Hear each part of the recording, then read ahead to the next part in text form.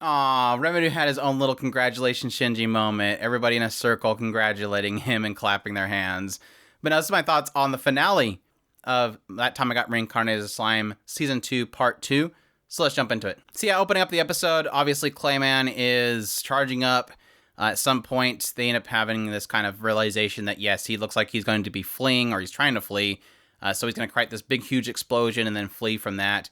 But then Remedy, copying Guy's ability, ends up creating a barrier to lock them in, and then ends up asking everybody, is it okay if I execute him? And everybody's like, yeah, sure, you can do it. Not before trying to give him the opportunity to let them know who he's working for. And he says, the Harlequins don't ever, rat anybody out, none of their friends or any clients out. So he's going to take it to his grave.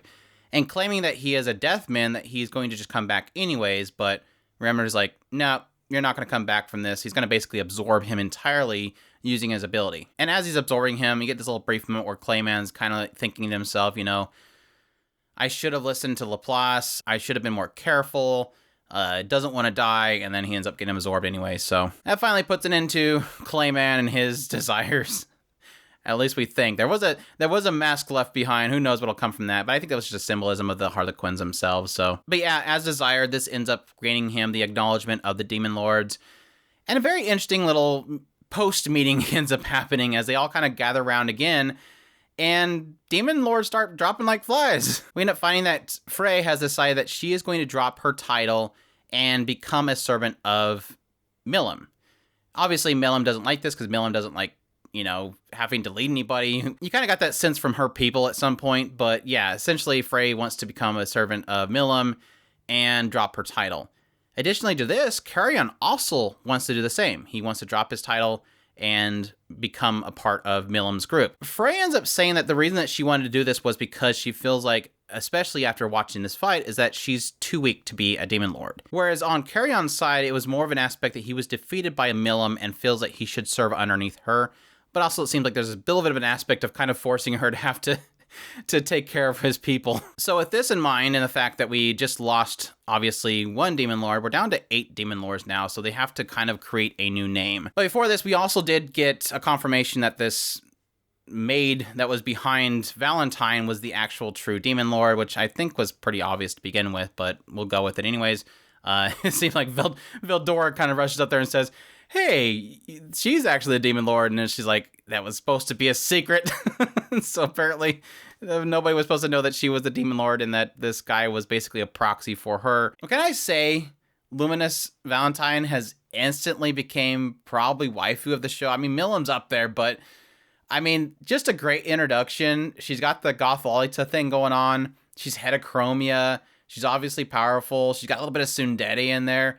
Yeah, I'm already instantly on board with this girl.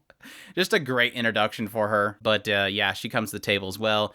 And it was funny because they were talking about the fact that it took them so long to get their last name. They had to have several meetings just to decide on the name.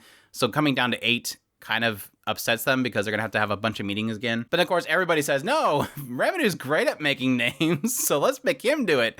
And yeah, Guy's like, that's a great idea. Let's have you do it. And then Remedy's like, no, I don't want to do that. And so he goes, and it just chops the entire table in half. Everybody kind of scoots back. It was like a brief little showing of like, that wasn't really a request. That wasn't really a request. You're probably going to want to do what he says. But yeah, then he ends up deciding some name like Octagram 8 Demon Lord or something like that. And they all love it. So thankfully it was a really quick decision. Also following the downfall of Clayman, there was a lot of decisions around the Harlequins themselves. They obviously note that Clayman kind of paused when he's seen Valentine, the man that was kind of a proxy for Luminous Valentine. So she basically sends him back to their place to kind of keep an eye out for insects of the Harlequin type. Which, yes, ends up finding out that this Laplace was basically trying to sneak around their castle. Hinata ended up scaring him away, and then he runs into Valentine, which Valentine seemed like he was beating the crap out of Harlequin, but then he's like, he basically starts making fun of the fact that Clayman's dead, and this, sets off Laplace, and he just, does some crazy attacks, and then eventually he's like, you're already dead, and then he's got his core in his hand, so obviously showing how OP some of these. I mean, we've already got the sense that a lot of these Harlequins were pretty powerful in some way. it just always seemed like Clayman himself was never really that strong. So it's obviously pointing out that, well, okay, now this guy is pretty dang strong, so he's probably gonna be significant going forward. Obviously still working for the other worlder, so... And that pretty much ends it. They end up going back home, and everybody's happy that Remenu's back. We have, obviously, the other team is arriving at Falmouth, so they're gonna obviously start up that kingdom. Carry-On goes back to the animal kingdom, and everybody's excited to see that he's still alive, obviously.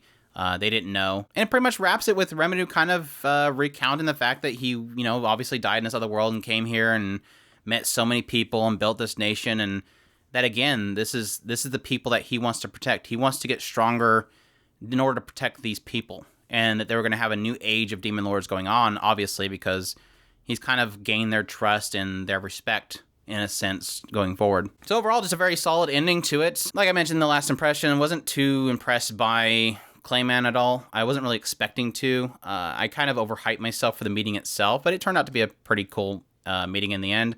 I think the later segments of it, past Clayman getting his butt kicked, was really solid, and obviously has me excited for what's coming up. Obviously, we had a movie has been announced for fall 2022. I think I've seen some art, and it looks like it's going to involve Hinata, so I'm sure Hinata fans are excited.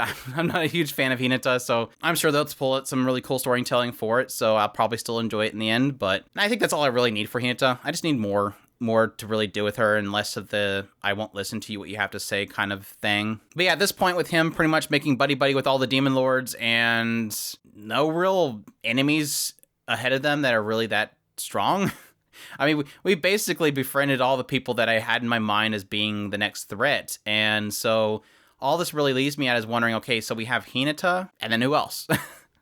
Obviously, they've been dropping crazy hints at Diablo and Beretta and all these kind of greater demons that they've kind of been mentioning over the last few episodes. So maybe those will be the next step that we have to get into.